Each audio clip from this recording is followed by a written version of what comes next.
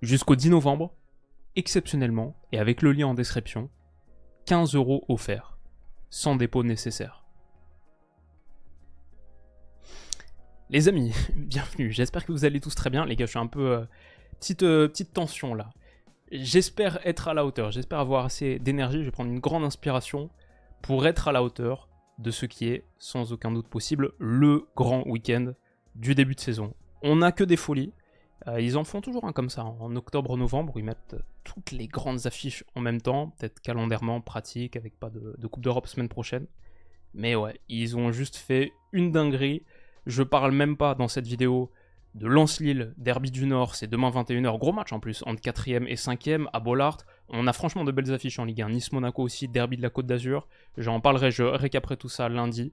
Mais aujourd'hui, je vais pas parler non plus de Chelsea-Newcastle, qui a un petit match sympa en Première Ligue. Je pense qu'il doit y avoir un Derby de Londres aussi dans le lot. J'oublie forcément des matchs, parce que j'ai vu par exemple Turquie, Galatasaray-Beşiktaş, premier contre deuxième, Icardi Immobilier, des folies de partout. Pour garder un petit peu d'énergie, pour vous débriefer ces matchs-là, ces 4 matchs ce week-end, être à la hauteur aussi là, je vais me concentrer sur ce Big Four. C'est donc El Clasico, dans le vaisseau spatial à Madrid, dimanche 21h, demain 21h je veux dire, ça démarre très fort. Ensuite, dimanche 17h30, on a Arsenal-Liverpool, 3ème contre 1er, Inter-Juve, Derby d'Italia, dimanche 18h, et enfin, pour boucler, pas mal, un petit classique au Vélodrome, au MPSG. Les gars, qu'est-ce qu'on peut demander de plus? On est très très bien servi. Et dans un petit moment de creux, et c'est pour peut-être se faire pardonner de toutes ces trêves internationales, bon, il nous régale. Vous l'avez vu en intro, cette vidéo elle est aussi sponsorisée par Winamax en ce moment, et je suis même pas rémunéré là-dessus, c'est vraiment, voilà, faites-vous kiffer. 15 € offerts, sans dépôt nécessaire. Pas besoin de rentrer de carte de crédit, quoi que ce soit. À l'inscription, si c'est votre première inscription, vous avez 15 € offerts en free bet. Le lien il est en description pour ça. Moi je suis rémunéré que si vous faites un vrai dépôt ensuite, et l'offre classique elle est toujours applicable, mais il n'y a pas besoin. Sur ce week-end, faites-vous kiffer juste avec les 15 € gratuits, comme ça vous prenez aucun risque. C'est bien sûr réservé aux majeurs, ça vous le savez comme d'habitude. Mais voilà, j'ai vu que par exemple, le combiné des 4 matchs que je m'apprête à vous analyser, et s'élève à 79. Très peu de chances que ça passe, mais juste pour dire qu'avec 15 € gratuits, il y a peut-être moyen de faire un petit truc sympa. Si ça vous intéresse, c'est en description. Ok. On va analyser le premier match, El Clasico. Tenter d'en faire une preview adéquate. Parce que samedi 21h, pour moi, le Clasico qui me hype le plus depuis très très longtemps. J'en ai parlé à des potes aussi qui suivent le foot, bon, un petit peu plus loin que moi. Et ils sont dans le même état d'esprit. Ça, c'est un immense match. C'est pas que parce que c'est le premier contre le deuxième en Liga, c'est pas seulement parce que c'est la meilleure attaque contre la deuxième meilleure attaque d'Espagne. Ça arrive souvent, ça c'est souvent le cas. Mais c'est, je trouve, parce que ce Classico, il a rarement été aussi proche de ce qu'il était dans les années 2010, c'est-à-dire l'affrontement entre les deux meilleures équipes du monde. Je dis pas que c'est forcément le cas aujourd'hui, mais ils en ont jamais été aussi proches. En tout cas depuis un moment. Et franchement, tu peux même formuler cet argument, que c'est les deux meilleures équipes du monde en ce moment. Pourquoi? Parce que, bon, d'un côté, on a un Barça qui est un petit peu étincelant, qui est leader de Liga, qui sort d'une victoire écrasante contre le Bayern 4-1, qui a vraiment marqué les esprits, mais tout simplement, c'est la meilleure attaque d'Europe contre le champion d'Europe en titre, champion d'Espagne aussi. Le Barça, je crois, c'est 43 buts marqués sur leurs 13 matchs, toutes compétitions confondues. Et le Real, c'est le Real. Eux aussi, ils ont battu un club allemand par 3 buts. Ils ont remonté Dortmund, ils perdaient 2-0, l'ont emporté 5-2 finalement en milieu de semaine. J'ai analysé ce match sur la chaîne. C'était ma vidéo de retour. Et ouais, juste match hyper intéressant parce que, ok, City, Liverpool peuvent avoir leur mot à dire dans la conversation de meilleures équipes d'Europe en ce moment. Mais les deux là aussi, totalement. C'est le Real dauphin, ok, mais c'est un Real sympa qui est invaincu en Liga, 7 victoires, 3 nuls, 0 défaites. Comme on a dit, les deux meilleures attaques, 33 buts pour le Barça en Liga, 21 pour le Real Madrid. Real qui n'a pas perdu depuis 42 matchs en Espagne, qui est donc vainqueur de la Ligue des Champions. De l'autre côté, le Barça qui joue avec 4 champions d'Europe, 4 vainqueurs de l'Euro. C'est un Lamine Yamal par exemple, le meilleur jeune du monde qui est passé dans une totale autre dimension depuis quelques temps, face à un ballon d'or en titre, le seul ballon d'or encore en activité en Europe, bien sûr, le futur ballon d'or dans quelques jours, une immense recrue qui a marqué le mercato, du moins de son empreinte. Qu'est-ce qu'on peut dire de plus? C'est Yamal contre Mbappé, le premier classico Yamal contre Mbappé de l'histoire, même si les deux se sont déjà joués. PSG-Barça, France-Espagne. Là, ça ressemble à un classico d'une dimension différente, une nouvelle narrative. Et après, on n'a même pas parlé de, je sais pas, joueurs comme Gavi, Pedri, qu'est-ce qu'on a d'autre, Fede Valverde. Je crois que Barça plus Real combiné, si on regarde Vinicius, Jude, Mbappé, Yamal, les autres, c'est 9 des 22 joueurs, ou 10 des 22 joueurs les plus valuables sur Transfermarkt. Même à l'ère de la domination écrasante de la Première Ligue, ce classico, aujourd'hui, c'est quasiment la moitié des joueurs les plus valuables du monde, répartis dans 2 équipes, dans 2 de ces méga clubs. Alors, qui va l'emporter? Bon, d'un côté, on a le Barça qui roule sur tout le monde en ce moment, qui a battu les Young Boys 5-0, après Alaves 3-0, Séville 5-1, maintenant 4-1 contre le Bayern. Ils sont sur... ça fait beaucoup de buts, 17 buts sur les 4 derniers matchs. Ils ont dans leur rang un Lewandowski qui est tout feu, tout flamme, 12 buts en Liga, le meilleur buteur du championnat espagnol de très très loin, mais ils ont aussi les 2 meilleurs passeurs. Yamal 6 passes, Rafinha 5 passes, Rafinha qui a évolué à un niveau absolument stellaire. Et juste une équipe qui joue avec un style flickien, très reconnaissable, très direct, très tranchant, très plaisant contre le Bayern. Ils ont gagné 4-1 avec 39% de possession, extrêmement direct, des attaques perçantes, la qualité des appels de Rafinha dans la profondeur, toujours aussi menaçante, la qualité de sa première touche aussi, on a analysé dans le match. Vraiment une équipe offensivement redoutable, et au milieu, pour ajouter à, je sais pas, Pedri, Frenkie qui est de retour, Dani Olmo qu'ils ont recruté, Gavi qui est de retour, il y a le petit Marc Casado qui moi me fait vraiment vraiment kiffer, que j'ai drafté et comme prévu, et son prix a évolué. Je crois que c'était 2,5, on disait ouais, prochaine actualisation il sera minimum à 15, il est à 15. C'est vraiment un super milieu de terrain, secteur offensif qui est tout feu tout flamme. Ils ont des problèmes d'absence bien sûr, il y a des blessures. Si on regarde Bernal, bon ça on le savait au milieu de terrain, mais Araujo, Christensen, Ter Stegen, ils refont un petit peu leur arrière-garde, mais c'est ça aussi qui aura fait un match kiffant. Ils sont pas tout à fait sereins défensivement, encaissent des occasions, même contre le Bayern, les 20 premières minutes, ça pouvait être un peu dangereux. Donc ça c'est pour le Barça. Le Real de leur côté, ok, un petit peu moins brillant en ce moment, mais c'est quand même le Real qui a remporté ses 3 derniers matchs, qui est vainqueur des 4 derniers classicos, toutes compétitions confondues. C'est un Real qui est invaincu en Liga depuis 42 matchs. Le record est détenu par le Barça et c'est 43. Donc ça donne encore un petit peu plus de piment supplémentaire à cette rencontre. Le style du Real, on a parlé un petit peu du Barça, le style du Real, on l'a aussi analysé en milieu de semaine, est hyper spécial, très direct pour aller vite chercher les côtés sur la phase de construction. On ne s'embarrasse pas à essayer de passer par le milieu de terrain. Tout de suite, Vinicius, Rodrigo sur les côtés, beaucoup avec Eder Militao en rampe de lancement. C'est un style qui est assez épuré et en même temps c'est un empilement de richesses qui parfois très déséquilibré sur la largeur comme ça. Bellingham, Rodrigo, Mbappé, Vinicius qui aiment beaucoup graviter vers la gauche. C'est un déséquilibre aussi sur la longueur, sur les phases de transition défensive où on voit sur les replis c'est un petit peu compliqué. C'est un peu ce style baroque où il y a une telle abondance, un tel empilement de richesses.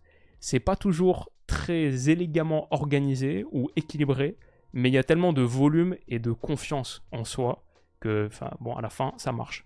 Alors le Barça de flic, c'est pas ça, il y a de l'organisation, plus il y a une idée fondamentale à la base. C'est plus radical, un peu plus moderne peut-être. C'est vraiment la patte de l'artiste qu'on voit. Mais ouais, c'est une opposition de style assez phénoménale. 2 équipes qui pourtant sont ok avec ne pas avoir la possession. Et de secteurs offensifs d'une qualité un peu délirante. Le Real Madrid arrive diminué, c'est vrai, comme le Barça. Il n'y a pas de Carvajal, il n'y a pas de Rodrigo et Courtois, les deux qui sont sortis, qui ont été touchés. Rodrigo est sorti, Courtois est resté, mais il est out pour ce match. Ça, c'était en milieu de semaine contre Dortmund. Alaba est out aussi. Donc voilà, il manque un petit peu de monde. Qu'est-ce que ça va donner à la fin ? J'ai rarement vu un Real à domicile qui est coté à 2, comme ça. Et pourtant, la plupart des gens partent sur le Barça à 3,20. 63% des gens voient plutôt le Barça le faire. Comme on a dit, il y a un record en jeu. Et il y a un Barça qui est rarement arrivé aussi sur un Classico, récemment en tout cas, avec autant de confiance et d'entrain, d'enthousiasme. Avec une victoire, le Real Madrid recollerait à 27 points, donc ça aussi c'est l'enjeu. Et imagine l'inverse, si le Barça l'emporte, c'est 6 points d'écart plus une différence de but nettement favorable, quasiment 7 points. C'est une inflexion quand même assez significative dans la course au titre. Et aujourd'hui, le Real Madrid est encore considéré par les bookmakers, ici par Winamax, comme le favori d'assez loin, 1,60 leur cote pour faire le doublé, remporter la Liga à nouveau, alors que le Barça est à 2,25. On peut imaginer qu'avec une victoire du Barça au Santiago Bernabéu demain soir, ça s'inverse. Donc ouais, c'est un moment assez pivot. Comme on a dit, l'Atlético Madrid est assez loin. Eux, ils sont déjà à 7 points par exemple du Barça. Donc ça ressemblerait plutôt à un mano à mano. Il y a de quoi faire une très très belle opération. Et comme j'ai dit, ils sont pas favoris. Pas mal de gens les voient pourtant le faire, avec 63% des gens qui partent sur le Barça. Moi, je sais pas. Ce que je vois, c'est plutôt déjà Vinicius buteur à 2,50. Ça, je trouve que c'est assez attractif. Il adore les classicos. Sur les 4 derniers, 5 buts et 2 passes D pour Vini dans ses grands matchs. Lewandowski qui est buteur à 2,25, je trouve que c'est plutôt à prendre aussi. Non seulement il tire les pénaltys, mais 12 buts déjà en Liga, il est à fond. Et il y a Rafinha à 3,20. En ce moment aussi, c'est attirant. Je mets tous ces gars-là buteurs parce que je vois un gros match, je vois un gros score, je vois 2-2 à 9. Et ça veut dire un match nul entre le Real et le Barça qui est coté à 4. C'est pas si courant. En Liga, ça s'est pas produit un nul entre les deux depuis 2019. Et au Santiago Bernabéu, je crois, depuis 2011. Donc, c'est pas le truc le plus courant, mais s'il y a une année où ça doit se passer, c'est peut-être celle-ci. Parce que je les ai rarement sentis aussi proches et équilibrés. Le Barça arrive dans un état de forme phénoménal, et le Real, c'est le Real. Donc, ouais, c'est ce que je dirais sur ce match, que j'ai vraiment hâte de voir, et vous aurez le débrief, bien sûr, à minuit, samedi. Gunners and Reds. Arsenal-Liverpool, le lendemain à 17h30. Un match qui ressemble peut-être à un match pour le titre, s'il n'y avait pas les bandits de Pep Guardiola dans la conversation. Mais cet Arsenal, 2 fois de suite dauphin, en rêve depuis si longtemps, et face à eux donc, il y a Liverpool. Liverpool qui est pas mal. Arsenal est 3ème à 4 points des Reds. Les deux ont une défaite. Liverpool, depuis leur défaite, ils ont vraiment... c'est depuis leur défaite contre Nottingham Forest, ils avaient battu Brentford 2-0, United 3-0 avant ça. Depuis, ils ont battu l'AC Milan à San Siro 3-1, ils ont claqué West Ham en Cup 5-1. Qu'est-ce qu'on a d'autre? Des bons résultats aussi contre Bologne, contre Leipzig en milieu de semaine. Ils ont battu Chelsea week-end dernier. Ça fait que Liverpool, tout simplement, c'est le leader de Premier League, mais c'est aussi le co-leader de la Champions, à égalité avec Aston Villa. 2 équipes seulement ont 9 points, Aston Villa et Liverpool. Donc ouais, ils sont pas mal. Ils ont la meilleure défense d'Angleterre avec 3 petits buts encaissés seulement en 8 journées. Et s'ils sont au début d'un immense calendrier, parce qu'on a parlé de Chelsea, Leipzig, derrière Arsenal ce week-end, 2 fois Brighton, en Cup et en Premier League, Leverkusen, Aston Villa, il y a Southampton, peut-être un petit peu de répit là, mais ensuite Real Madrid, City, Newcastle. On avait déjà parlé de cet immense calendrier de Liverpool. Voilà, ça commence, et là on va voir de quel bois il se chauffe. En tout cas pour les hommes d'Arne Slot, en ce moment ça se passe pas trop mal, alors qu'Arsenal, c'est un petit peu plus douteux. Ils ont chuté week-end dernier contre Bournemouth 2-0 avec l'exclusion de Saliba, qui non seulement leur coûte des points, leur première défaite de la saison, toutes compétitions confondues, mais aussi ça veut dire qu'ils vont démarrer un match sans William Saliba pour la première fois depuis la saison 2022-2023. L'année dernière, comme on le sait, il avait joué absolument toutes les minutes en Première Ligue d'Arsenal, je parle en PL bien sûr. Là il va rater un match, et du coup la Première Ligue a fait un petit article intéressant sur le sujet, et ils ont sorti les stats d'Arsenal en 2022-2023 avec et sans Saliba. Avec Saliba, c'était 2,4 points par match. Il s'était blessé en mars, bien sûr c'est un peu le moment où la course au titre d'Arsenal avait chuté. 2,4 points par match avec Saliba, 1,6 seulement sans lui. En but encaissé, 0,9 par match avec Saliba, 1,6 buts, quasiment le double, sans lui. Ouais, c'est peut-être, il y a Odegaard qui est blessé en ce moment, mais tu peux peut-être argumenter que c'est le joueur le plus important d'Arsenal. En tout cas, le bilan statistique argumenterait en ce sens. En pourcentage de dribbleurs taclés, même cette saison, il est encore numéro 1 en Première Ligue. 90%, personne passe quand il y a Saliba. Et c'est d'autant plus un problème.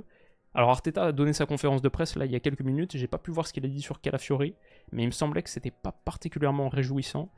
Calafiori qui est sorti contre le Shakhtar en milieu de semaine, du coup au niveau organisation défensive, je sais pas comment ils vont faire, mais Kivior, qui avait remplacé Saliba contre Bournemouth, avait pas fait une top entrée. Si c'est un truc comme Zinchenko, Gabriel, Kivior, White, je trouve que bon, c'est pas l'arrière-garde la plus rassurante pour Arsenal. Peut-être ils peuvent faire reculer Rice. Ça pourrait être peut-être qu'un Gabriel Rice en défense centrale. C'est vrai que tu as déjà des milieux centraux, Partey, Merino par exemple, que tu peux titulariser. Et tout ça, je ne l'ai pas dit, mais il y a aussi un doute, on verra, mais autour de la participation de Bukayo Saka. C'est pour ça que la Première Ligue la met Sterling titulaire. Saka n'a pas participé au dernier entraînement. Est-ce qu'il pourrait revenir à temps? Un vrai casse-tête du côté des Gunners. Arteta a dit, il y a quelques jours, improbable. Si je devais absolument parier, je pense qu'il jouera, mais juste pour dire qu'ils sont pas dans un... Ils ont des soucis de blessure. Et Liverpool, franchement, a pas ces problèmes-là. Liverpool, aussi défensivement, ça se passe super bien. Ok, ils ont perdu Alisson, mais Kelleher, son intérim est très convaincant. Défensivement, ils sont hyper costauds. Van Dijk évolue, revenu à un top niveau. Konaté aussi. Konaté, 3ème sur le pourcentage de dribbleurs taclés à 87,5. Il fait après une deuxième partie de saison dernière un petit peu complexe. Là, il est revenu lui aussi à un top niveau. Donc Van Dijk, Konaté, devant Kelleher. Trent Alexander-Arnold aussi c'est top. J'ai vu que Tsimikas a gagné le trophée d'homme du match contre Leipzig. Et on peut parler aussi de Ryan Gravenberch dans la lignée de ce qu'on disait en début de saison. Le nombre de possessions progressives avec le dribble, il casse tellement de lignes. Aussi des gros chiffres en interception, en bloc. Et avec McAllister, ça fait vraiment une belle paire. McAllister qui brise plus de lignes par la passe, mais qui a aussi un très gros volume défensif. Franchement, Liverpool, c'est costaud. On n'a même pas parlé de Mo Salah qui a 5 buts, 5 passes en 8 journées de PL. Luis Diaz, 5 buts aussi. C'est intéressant de partout. Et ils ont déjà donc 4 points de plus qu'Arsenal. Le futur pour Liverpool, je ne sais pas exactement ce que ce sera parce que fin de contrat 2025, dans 6 mois, Salah, Van Dijk, Alexander-Arnold, les 3 plus gros contrats arrivent à expiration. Je crois que Van Dijk est pas loin d'une prolongation, mais pour les 2 autres, c'est encore en balance. Par contre, le présent, ça se passe bien. Et à l'Emirates, c'est jamais facile. Contre Arsenal, ça fait 2 ans, je crois qu'ils les ont pas battus en Première Ligue. Pourtant, je dois dire que sur ce match, c'est plus le truc sur lequel je suis enclin à partir. L'absence de Saliba, pour moi, elle coûte cher. Et les problèmes de blessure versus la forme de Liverpool en ce moment, je partirais plutôt sur l'outsider. Arsenal est à 2,45, mais comme 41% des gens, j'irais peut-être plus sur Liverpool à 2,85. Si je devais miser sur quelque chose, peut-être Mo Salah buteur à 3,10, quand même, c'est assez attirant. Et ouais, juste Liverpool qui l'emporte avec un score, je vais dire 2-1. C'est là, côté à 9.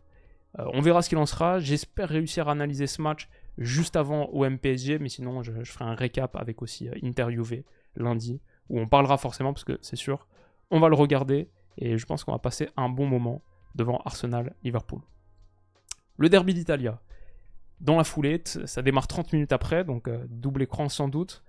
Le gros match du championnat italien, le derby d'Italia, c'est 36 scudetti pour la Juve contre 20 pour l'Inter. Ils ont chopé leur 2e étoile saison dernière, oui.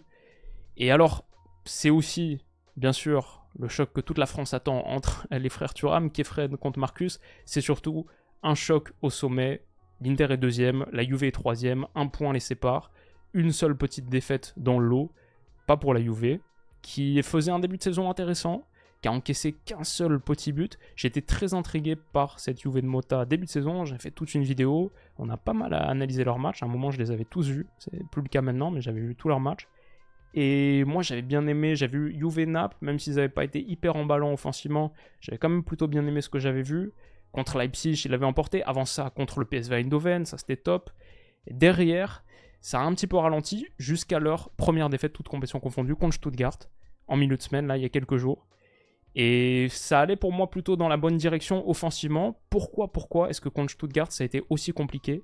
Il y a 7 tirs seulement pour la Juve, 22 en face. L'homme du match, en vrai, c'est Mattia Perin, qui arrête un penalty, qui fait 9 arrêts dans cette rencontre. Ça aurait pu être bien pire. Moi, ce que je vois peut-être là-dedans, c'est la blessure de Teun Koopmeiners. Contre Cagliari, il est sorti à la mi-temps avec une côte fêlée. Donc ça, franchement, je le trouvais très très intéressant sur ce début de saison. Et j'aimais beaucoup le quatuor qu'ils avaient avec Vlahovic, avec Kenan Yildiz et avec Nico Gonzalez. Normalement, Koopmeiners qui est plus comme ça en 10, mais voilà, c'était assez fluide, il permutait pas mal, il se trouvait bien dans ce 4-2-3-1. Je voyais l'activité défensive de Koopmeiners et Vlahovic dans les zones axiales, et après à la récupération, Kenan Yildiz, qui avait été très chaud contre le PSV, but enroulé magnifique, mais aussi pour mettre les petits ballons dans les espaces intéressants. Franchement, j'aimais beaucoup. Là, pour moi, Mota avait trouvé ces 4, et il y avait potentiellement les entrées ensuite de Chisco Conceição, de Samuel Mbangula. Je trouvais beaucoup plus de talent offensif que les chiffres suggéraient. Et je me disais, ouais, ça va vraiment bien prendre. La blessure de Koopmeiners, plus, ça fait mal. Les croisés pour Bremer, qui va rater toute la saison. Et Nico Gonzalez aussi est touché. Donc franchement, c'est vraiment dommage pour cette Juve. Douglas Luiz aussi est incertain, mais lui, il faisait pas un bon début de saison. De toute manière, il n'était pas très pertinent sur ses entrées, même de grosses erreurs. Donc j'espère pour la Juve et pour lui que ça va aller mieux, parce que grosse recrue. Mais ouais, par contre, Bremer, Nico Gonzalez, Koopmeiners, si aucun de ces trois-là peuvent être présents, et Bremer, c'est sûr que non, les autres, je pense, gros doute. Si aucun peuvent être présents contre l'Inter, je les vois pas favoris. Et je pense que l'Inter a un bon coup à faire. L'Inter qui est moins étincelant que la saison dernière, sans doute, où ils étaient à un moment, franchement, tu pourrais dire top 2, top 3, top 4 des meilleures équipes d'Europe du monde. Mais ils sont quand même là en ce moment sur 5 victoires d'affilée. Et donc, après avoir battu Young Boys en milieu de semaine, c'est la vieille dame ce week-end. 7 points en Ligue des Champions, pas beaucoup d'équipes ont 7 points, eux ils en ont après avoir fait notamment un 0-0 contre City, aucun but encaissé en Europe. Et ouais, leur petit problème c'est le forfait d'Hakan Çalhanoğlu qui est tellement important pour eux, et il va rater ce match, ça c'est sûr, et pas d'Acerbi non plus, donc dommage. Mais je partirai quand même plus sur eux. Ils sont favoris à 1,74 et ça me semble logique, seulement 9% des gens partent sur cette Juve, en laquelle je crois toujours encore, mais c'est dommage vraiment en Bremer. Et il faut que Koopmeiners revienne vite et que ce quatuor trouve un petit peu plus d'alchimie. Parce que c'est vrai, on a commencé à avoir des problèmes plus de création même que d'efficacité, malgré le doublé de Vlahovic contre Leipzig par exemple, et qui je me dis, ça va peut-être le remettre en forme, et mentalement il va être renforcé par ça. Ouais, aujourd'hui, je partirai plus sur l'Inter. Pas un gros score, mais genre 1-0. But de Lautaro, tu te trompes rarement avec Lautaro buteur. Ouais, je dirais 1-0 pour l'Inter à 5,30, ce qui est d'ailleurs la cote la plus basse, considérée comme la plus probable. Voilà pour ce troisième match, et enfin donc, on boucle avec le classique, dimanche 20h45. Un petit peu comme le Classico, pour moi c'est un classique qui est particulièrement attendu, peut-être moins que ce Classico qui est hyper excitant, équilibré, mais quand même, un classique plus attendu que les dernières années quand même. Déjà simplement niveau classement, c'est le premier contre le troisième, c'est les deux meilleures attaques de Ligue 1, 25 buts pour Paris, 21 pour Marseille, les deux seules équipes à avoir franchi la barre des 20, et le troisième c'est Strasbourg à 16, donc vraiment loin devant. Et c'est Marseille qui sort d'une démonstration de force contre Montpellier 5-0, qui a fait ce mercato extrêmement ambitieux, avec notamment l'arrivée d'un gars qui sera particulièrement scruté ce week-end, Adrien Rabiot. Mais ouais, c'est le premier Classico sans Mbappé depuis un moment. Ça compte beaucoup. C'est Barcola contre Greenwood, les deux meilleurs buteurs de l'élite. Barcola avec 7 buts, Greenwood avec 6. Deux gars qui sont un petit peu en concurrence pour ce nouveau rôle de visage de la Ligue 1, un peu qui doit encore être attribué avec le départ de Kylian Mbappé. C'est un match hyper intéressant, et en plus c'est au Vélodrome. Pour le Paris Saint-Germain, je dirais forcément pas très impressionnant en Ligue des Champions, seulement 4 points pris, 2 petits buts marqués, sans Gonzalo Ramos. Moi je vois une équipe totalement différente avec le retour de Gonzalo Ramos, mais c'est pas encore le cas. Et c'est vrai que Kangini en 9 par exemple, contre le PSV Eindhoven, c'était pas hyper convaincant. Je vois un problème de finition peut-être avant tout, mais c'est vrai aussi qu'à la création, ils sont pas catastrophiques, mais ils sont pas au niveau élite. Peut-être pas au niveau où t'attendrais une équipe qui normalement vise le top 8 européen sur cette phase de ligue. Voilà, il y a évidemment une curiosité sur ce nouveau PSG, et je sais pas, pour moi il reste favori, mais peut-être il semble un petit peu plus prenable que les années précédentes. Encore plus parce que Marseille, c'est pas mal, le style Roberto De Zerbi bien sûr, il y a Greenwood 6 buts en 8 matchs, mais pour moi plus encore que ça, je dirais les surprises. Par exemple, le fait de voir Luis Enrique à 7 contributions décisives en 8 matchs, 4 buts, 3 passes D déjà. Je vois un Amin Harit, un des créateurs les plus pertinents de Ligue 1 sur ce début de saison. Et surtout pour moi, quelle recrue ils ont fait avec Pierre-Emile Højbjerg, qui est numéro 1 en passe à destination du dernier tiers en Ligue 1, mais il est aussi numéro 2 en passe progressive, ok, numéro 1 en tacle réussi, numéro 1 en dribbleur taclé, numéro 1 en interception, et numéro 1 en ballon touché, avec quasiment plus de 100 ballons de plus que le deuxième, qui est un défenseur central, le troisième défenseur central aussi. Il y a beaucoup de défenseurs en général sur les ballons touchés, sur la phase de préparation et tout. Højbjerg, 870 ballons touchés déjà, est tellement important à Marseille, il est devenu le patron, et ça c'est une sacrée recrue. En plus de ça, ils ont par exemple dans les buts un Geronimo Rulli qui a mis tout le monde d'accord, les entrées de Jonathan Rowe que je trouve systématiquement pertinent, pas titulaire mais vraiment joker de luxe pas mal, 7 matchs disputés avec seulement une seule titularisation, ça veut dire 6 entrées, et souvent pas mal.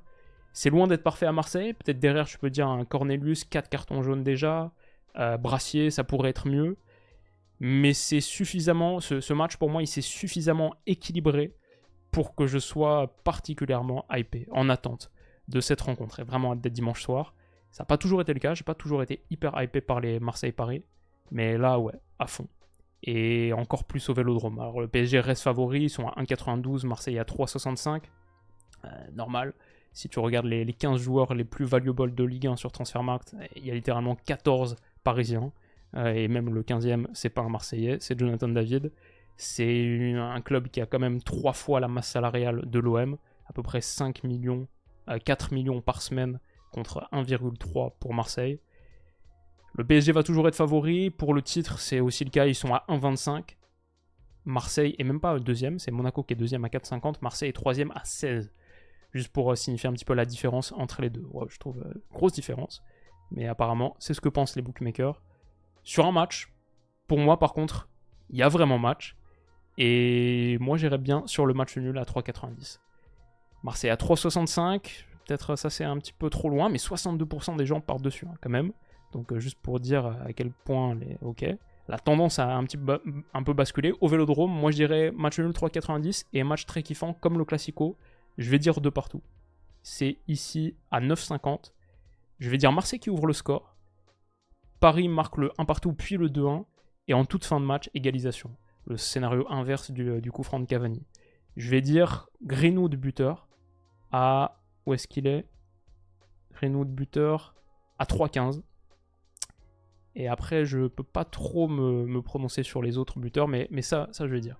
Ce qui nous donne un combiné, si on regarde les 4 matchs dont on vient de parler, le nul entre le Real et le Barça, Liverpool qui le fait, underdog légèrement, mais qui le fait à l'Emirates, l'Inter que je vois quand même supérieur à cette Juve pour l'instant sur ce début de saison, et enfin un match nul entre Marseille et Paris, ça fait une cote totale donc à 77,36.